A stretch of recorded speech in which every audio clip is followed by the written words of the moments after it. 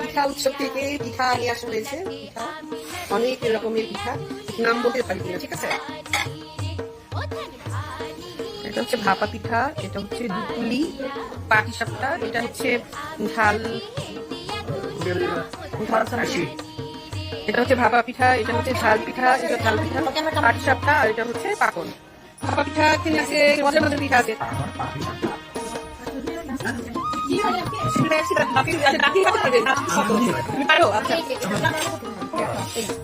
আমি একটা ভাপা পিঠা খাবো। আপনি শিখবো না, কি বলে কদম পিঠা না?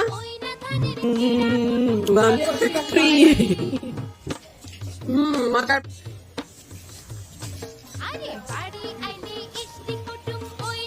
আমরা কি পিঠা করতে